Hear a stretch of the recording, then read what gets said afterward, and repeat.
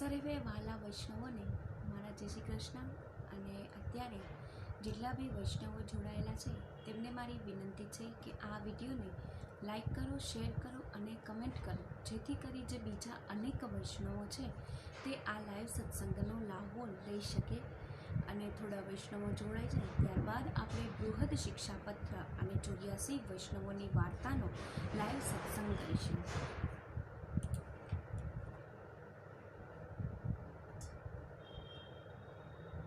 તો આજે સત્સંગનો 45મો દિવસ છે અને રોજ ઘણા વૈષ્ણવો લાઈવ સત્સંગ નિહાળતા હોય છે. તો એ બદલ વૈષ્ણવોને હું ખૂબ ખૂબ આભાર માનું છું. અને હવે આપણે બૃહદ શિક્ષાપત્ર અને 84 વૈષ્ણવોની વાર્તાનો લાઈવ સત્સંગની શરૂઆત કરીશું.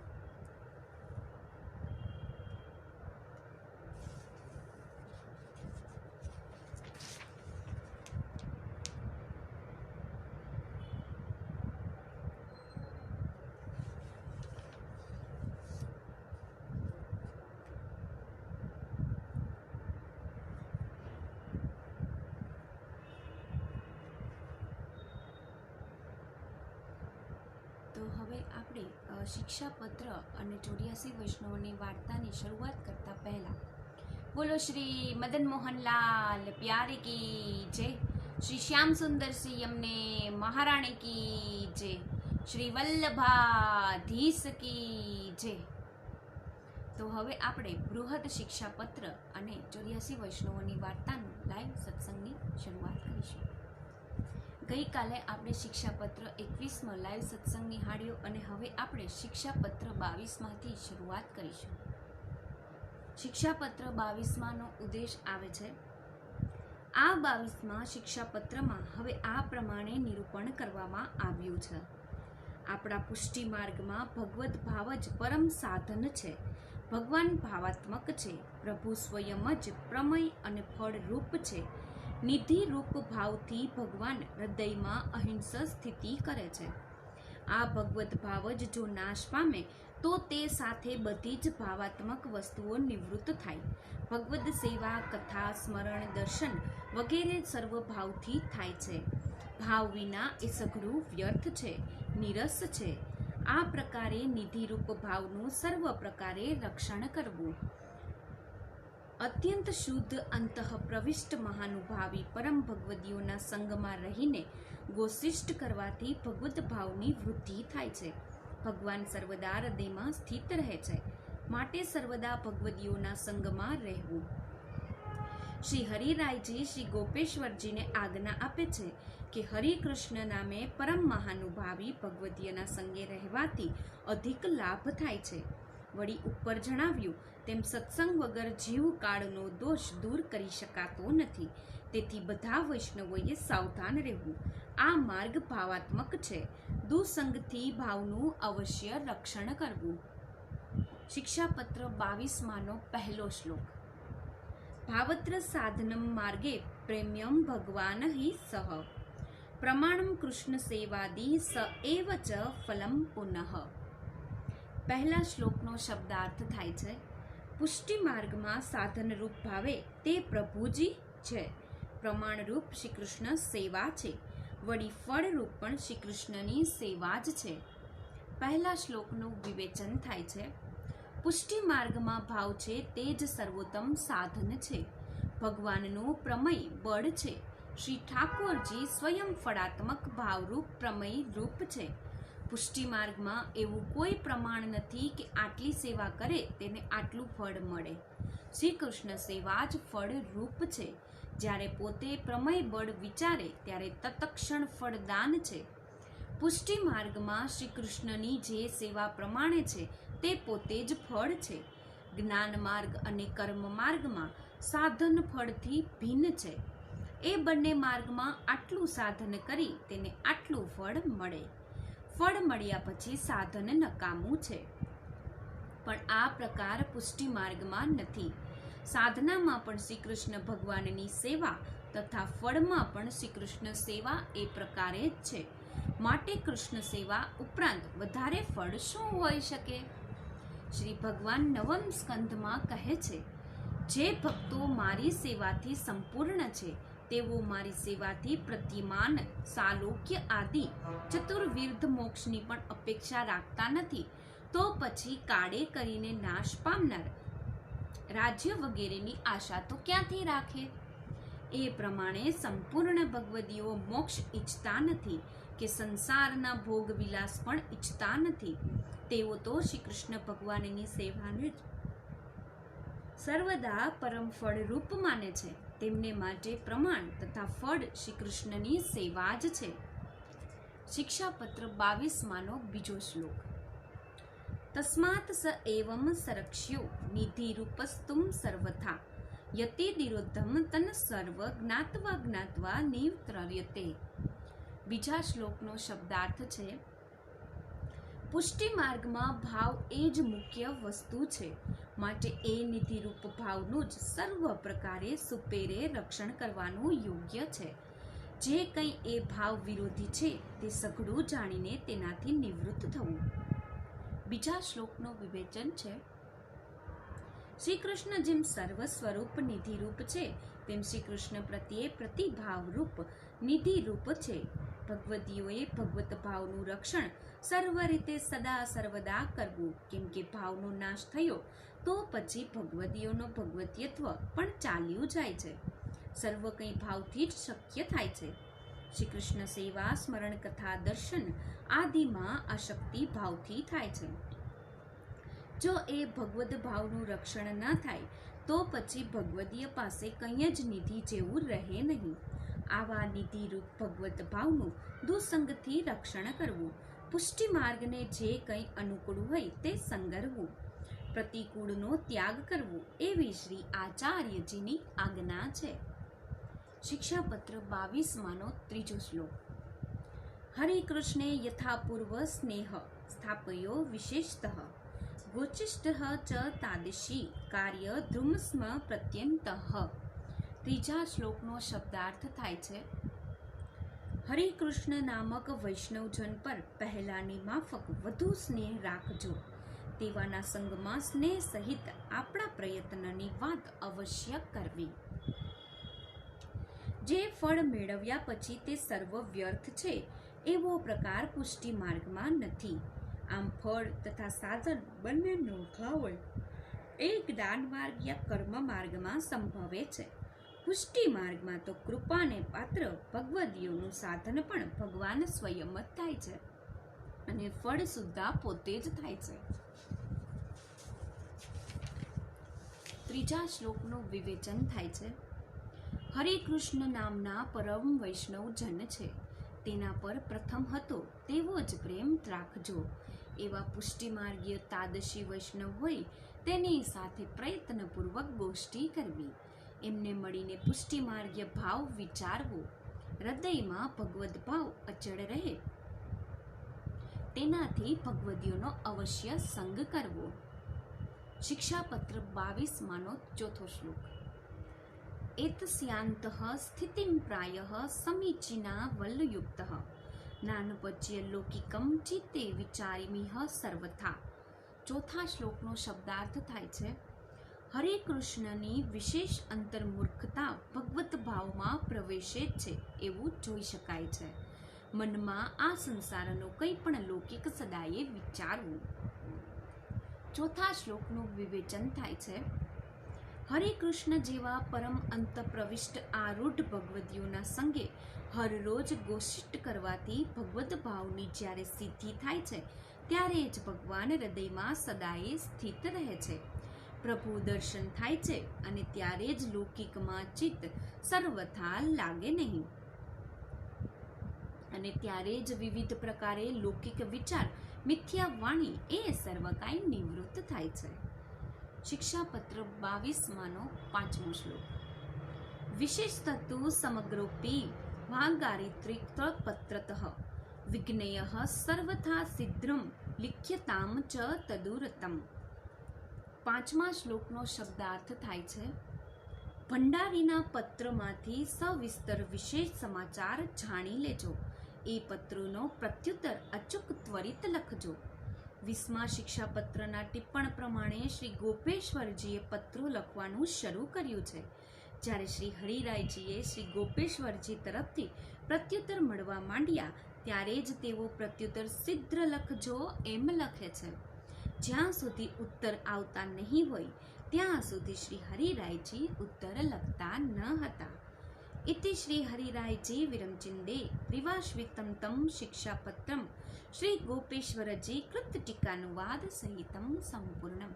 એટલે કે અહીં શિક્ષાપત્ર 22મું અહીં પૂરું થાય છે અને હવે આપણે શિક્ષાપત્ર કાલે આપણે શિક્ષાપત્ર 23માંથી સત્સંગનો લાઈવ સત્સંગ નિહાળીશું.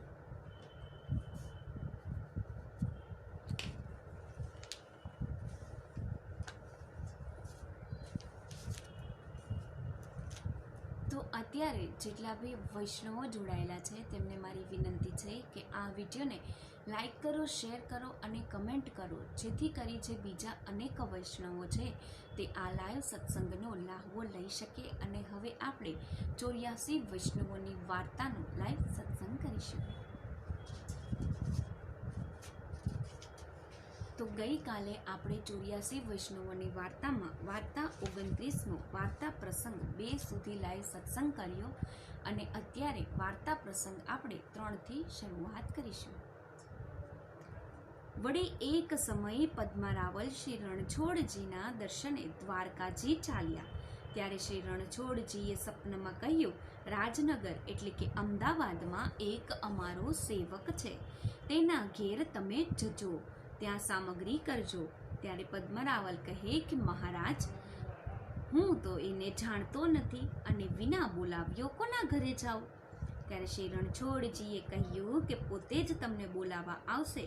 પછી પદ્મારાવલ રાજનગરમાં આવ્યા. વાર્તા પ્રસંગ 3નો ભાવ પ્રકાશ. એથી કે પદ્મારાવલ શ્રી રણછોડજીની લીલા સંબંધી છે. રણછોડજીએ વિચાર્યું કે કંઈ વ્રજલીલામાં જો તે મગ્ન થાય તો મારા હાથેથી જાય, તેથી કહે અમારો સેવક છે, તેના ઘરે જજે. એ વાત પદ્મારાવલને પણ ગમી. જો વ્રજલીલામાં મગ્ન હોત તો એ કહેત કે તમારો સેવક છે, પરંતુ શ્રી આચાર્યજીનો સેવક હોય તો મને ઠીક પડે, પરંતુ એમને તો શ્રી રણછોડજી ઉપર પ્રેમ ભાવ ઘણો. શ્રી આચાર્યજીનો સેવક હોય તો મને ઠીક પડે, પરંતુ અમને તો શ્રી રણછોડજી ઉપર પ્રેમ ભાવ ઘણો છે. શ્રી આચાર્યજીનું સ્વરૂપ પણ શ્રી રણછોડજીના રૂપથી અનુભવ જણાય છે. પદ્મરાવલના બેટા કૃષ્ણ ભટ્ટ થશે તો તે ગુસાઈજીની લીલા સંબંધી થશે. કૃષ્ણ ભટ્ટને શ્રી ઠાકોરજી અનુભવ કરાવશે. એમાં એ જણાવ્યું કે જેવો જીવ હોય તેટલું શ્રી આચાર્યજીના સ્વરૂપને જાણે અને તેટલું શ્રી ઠાકોરજી અનુભવ જણાવે. જો શ્રી આચાર્યજીને સાક્ષાત પૂર્ણ પુરુષોત્તમ જાણતા હોત તો શ્રી ગોવર્ધન અનુભવ જણાવતા, અને જો શ્રી આચાર્યજીને પૂર્ણ પુરુષોત્તમ શ્રી ગોવર્ધન ધરથી અધિક જાણ્યા હોત તો વ્રજલીલાનો અનુભવ પણ થત. એ સિદ્ધાંત દેખાડ્યો. પછી શ્રી રણછોડજીએ તે રાત્રિએ પોતાના સેવકને કહે, પદ્મારાવલ ઉજ્જૈનથી તારા ગામે આવશે તો એમને તારે ઘરે લાવીને સારી રીતેથી રસોઈ સામગ્રી કરાવજે. ત્યારે તે સેવક કહ્યું, હું પદ્મરાવલને કેવી રીતે જાણીશ? ત્યારે રણછોડજીએ કહ્યું, પદ્મરાવલ પ્રસિદ્ધ છે, તું જાણીશ. એમાં એ જણાવ્યું કે તમે બંને મારા સંબંધી છો, તેથી હું તમારા બંનેનો મેળાપ કરાવી દઈશ. પદ્મારાવલે રાજનગરમાં વિચાર્યું કે હું શ્રી રણછોડજીના સેવકને તો જાણતો નથી, તેથી એક ઉપાય કરું. પછી સાથે વિદ્યાર્થી હતો, તેને કહ્યું, તું ગામમાં જઈ કોરા અન્નની અલગ અલગ ભિક્ષા 5-7 ઠેકાણેથી માંગી લાવ. બધાને ભિક્ષા અલગ અલગ રાખજે. એટલે તે વિદ્યાર્થી ગામ જઈ કોરી ભિક્ષા 5-7 ઠેકાણેથી માંગીને લઈ આવ્યો.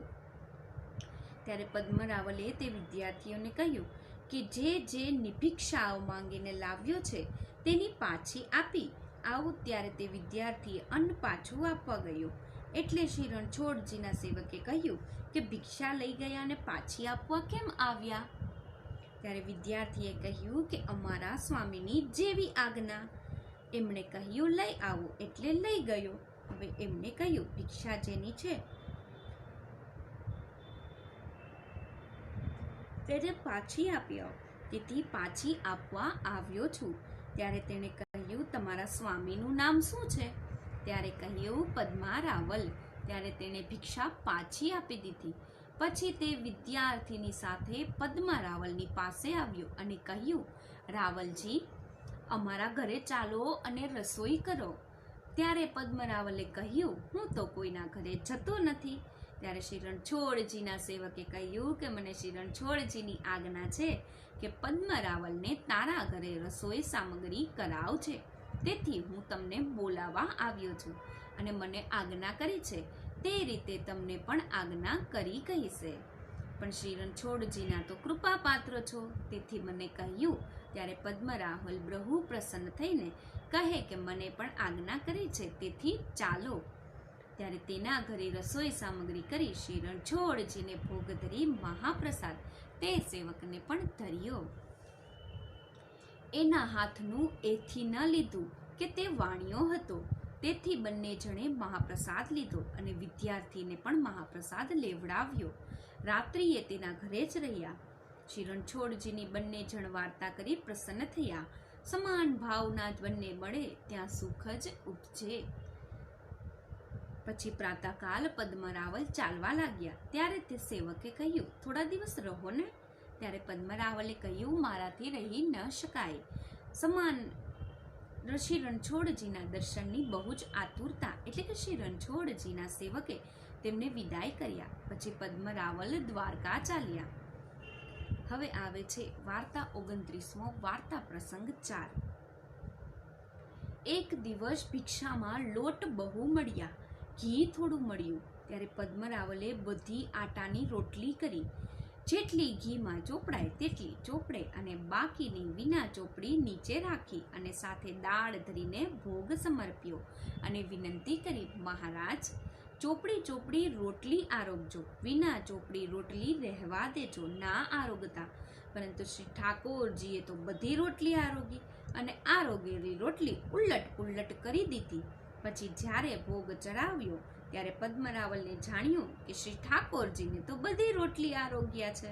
ત્યારે શ્રી ઠાકોરજી કહે, મહારાજ, રૂખી રોટલી કેમ આરોગ્યા? ત્યારે શ્રી ઠાકોરજીએ પદ્મરાવલને કહ્યું કે મને ભોગ કેમ ધર્યો? જે મારી આગળ ભોગ ધરીશ તે હું આરોગીશ. ત્યારે પ્રસન્ન થઈ મહાપ્રસાદ લેવા બેઠા. કેટલીક રોટલી તેમાંથી બાંધી રાખી. તે દિવસની રોટલીનો સ્વાદ બહુ જ અલૌકિક હતો. નિત્ય રસોઈ કરી ભોગ ધરી મહાપ્રસાદ લેવા બેસે ત્યારે તે રોટલીમાંથી એક ટુકડો મેળવી મહાપ્રસાદ લેતા. વાર્તા પ્રસંગ 4નો ભાવ પ્રકાશ. એ પ્રકારનું મહાત્મા હૃદયમાં આવ્યું રે, તેથી રોટલીની આભડછેડ ન ગણાતા. જન્મભેર એ રોટલી લીધી. એ દિવસનું સ્મરણ અને પ્રભુની દયાળતાનું સ્મરણ કરવાને માટે. શ્રી રણછોડજીથી વિદાય થઈને ચાલ્યા ત્યારે માર્ગમાં વાંસવાડા આવ્યો. ત્યારે પદ્મરાવલે ગોપાલદાસના ઘરે ગયા અને ગોપાલદાસના ઘરે રાત્રિ રહ્યા. ત્યાં રસોઈ કરી ભોગ ધરી મહાપ્રસાદ લીધો. ત્યારે ગોપાલદાસને પદ્મરાવલે કહ્યું, તમારી કૃપાથી મને શ્રી આચાર્યજીના દર્શન થયા. સાક્ષાત શ્રી રણછોડજી પ્રગટ થયા. મને અંગીકાર કરી કૃતતા કર્યું. ત્યારે ગોપાલદાસ કહે, શ્રી આચાર્યજી એવા જ દયાળુ છે. મનમાં જાણ્યું કે એ એટલું જ પાત્ર છે, તેથી શ્રી રણછોડજીનો ભાવ થયો. ભગવદ ઈચ્છા સંસારથી છૂટી કૃતાર્થ તો થયો. પછી પ્રાતઃકાલ પદ્મરાવલ ગોપાલદાસથી વિદાય થઈ ઉજ્જૈન આવી ભગવદ સેવા કરવા લાગ્યા. એ પદ્મરાવલ શ્રી આચાર્યજીના એવા કૃપાપાત્ર ભગવદીય હતા. તો અત્યારે જેટલા બી વૈષ્ણવો જોડાયેલા છે એ વૈષ્ણવોને મારી વિનંતી છે કે આ વિડીયોને લાઈક કરો, શેર કરો અને કમેન્ટ કરો, જેથી કરી જે બીજા અનેક વૈષ્ણવો છે તે આ લાઈવ સત્સંગનો લાભ લઈ શકે. અને અત્યારે આપણે 84 વૈષ્ણવોની વાર્તામાં વાર્તા 29 સુધી લાઈવ સત્સંગ નિહાળ્યો અને કાલે વાર્તા 30થી આપણે શરૂઆત કરીશું. બીજી એક વાત કે જેતપુરની મોટી હવેલી ખાતે બિરાજમાન જેતપુરની મોટી હવેલી ખાતે બિરાજમાન પરમ પૂજ્ય જે શ્રી પ્રિયાંક રાયજી મહોદય શ્રી દ્વારા પુષ્ટિ માર્ગના વ્યવહારિક તથા સિદ્ધાંતિક વિષયોનું જ્ઞાન આપતું એક અમૂલ્ય પુસ્તક શું કરવું અને શું ન કરવું. જો તમારે આ પુસ્તક જોઈતું હોય તો 9054252737 ઉપર સંપર્ક કરીને તમે આ પુસ્તક મંગાવી શકો છો.